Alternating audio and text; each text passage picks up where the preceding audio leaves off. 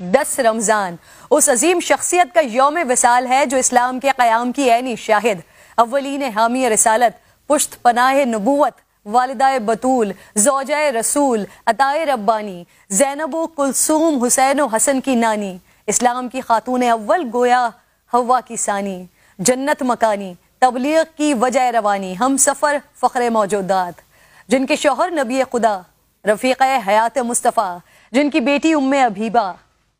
داماد شیر خدا، توقیر چوکھٹے سردار الانبیاء، طاہرہ پارسا کوہ وجود و سخا، منبع پارسائی و تقوی، ناصرہ محسنہ خاتون حجاز، عقیلہ قریش، محسنہ اسلام، ملکۃ العرب، خدیجۃ الکبریٰ رضی اللہ تعالی عنہا، جن پر آسمان سے سلام اترا، بغیر کسی توقف کے ایمان لانے والی، راہ تبلیغ میں ساتھ بٹھانے والی، محبوب خدا کی دل جوئی کرنے والی، مصطفیٰ کے زخموں کی شاہد، امت کے غم سے بوجھل قلب مصطفیٰ کی تسکین کا سبب بننے والی، آپ کے گھر کو مسکن ترویج دین بنانے والی، پاک اولاد کے ذریعے طعنہ ابتر سے بچانے والی، وہ زوجہ جنہوں نے آپ صلی اللہ علیہ وآلہ وسلم کی رفاقت میں سب سے زیادہ عرصہ گزارا، 25 سال آپ کی خدمت اقدس میں وقف کیے سال گزارے، آپ کی موجودگی میں نبی کریم صلی اللہ علیہ وآلہ وسلم نے دوسری شادی نہیں کی، آپ نے اپنے چچا زاد بھائی ورقہ ابن نوفل سے سرکار دو عالم صلی اللہ علیہ وآلہ وسلم کے فضائل و کمالات سنے، علماء و یہود و نصارہ سے آپ کی نبوت و رسالت کے بارے میں خبریں آپ تک پہنچیں،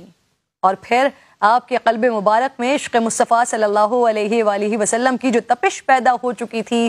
سفر تجارت میں اپنے غلام کے ذریعے حضور کے اخلاق حمیدہ اور معجزات کو سن کر ان میں مزید اضافہ ہوتا گیا،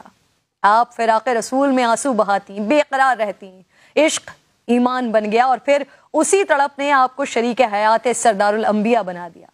قریش کے ان اشراف زادوں سے شادی کی درخواست مسترد کی اور خود عقد کا پیغام بھجوا کر کائنات کی ہر عورت کو پیغام دیا کہ رشتہ ازدواج کے لیے وہ کتنی با اختیار ہیں اور اس کا انتخاب بھی کتنا بلند ہونا چاہیے۔ دور جاہلیت اور عرب کے داغدار سماج میں بھی جناب خدیجہ اپنی عفت اور پاکیزگی کی وجہ سے طاہرہ کے لقب سے پکاری جاتی تھی، ان کے والد قریش کے کامیاب تاجر تھے، انہیں اپنے والد کی مہارتیں ایک ایسے وقت میں وراثت میں ملی جہاں معاشرہ مردانہ غلبے والا اور خطرناک تھا، ایسے ماحول میں انہوں نے اپنی دولت، اعلیٰ کردار اور حسن اخلاق کی وجہ سے نام کمایا۔ سیرت خدیجہ ہمیں سبق دیتی ہے کہ کامیابی دھوکہ دہی اور بے ایمانی کے بغیر بھی حاصل کی جا سکتی ہے۔ دوسرا سبق جو خاص طور پر خواتین کے لیے ہے کہ خوفزدہ کرنے والے عوامل کی پرواہ نہ کرتے ہوئے مقام و مرتبہ کیسے پایا جاتا ہے۔ شادی سے پہلے اماں خدیجہ بہت بڑے کاروبار کی مالک تھیں، آپ کی عظیم کاروان تجارت میں 80,000 سے زائد اونٹ تھے، سونے سے لدی ہوئی سواریاں تھیں، اور پھر یہی عرب کی ملکہ جب عقد مصطفیٰ میں آئی تو اپنے آپ کو اسلام کی کنیز بنا دیا، اپنا سارا مال، اپنی ساری دولت پیغمبر کے قدموں میں نچھاور کر دی، خود سخت تنگ دستی کی زندگی بسر کی، یہاں تک کہ بائیکاٹ کی سختیاں آپ نے برداشت کی، کئی دن فاقوں میں گزرے، صرف درخت کے پتوں سے گزارا کیا کرتی تھی، جس کے نتیجے میں آپ کی صحت بھی خراب ہو گئی جو آپ کی وفات کا سبب بنی۔ اماں خدیجہ وہ کہ جن کے لیے حضور اکرم صلی اللہ تعالیٰ علیہ وآلہ وسلم نے فرمایا اللہ تعالیٰ نے مجھے اس سے بہتر بدل عطا نہیں فرمایا، وہ مجھ پر اس وقت ایمان لائیں جب لوگ میرا انکار کر رہے تھے۔ اماں خدیجہ رضی اللہ تعالیٰ عنہا نہ صرف دین اسلام کی خواتین کے لیے بلکہ دنیا کی خواتین کے لیے رول ماڈل ہیں۔ اللہ رب ذوالجلال ہمیں صحابہ کرام اور اہل بیت و اطہار کے نقش قدم پر چلنے کی توفیق عطا فرمائے۔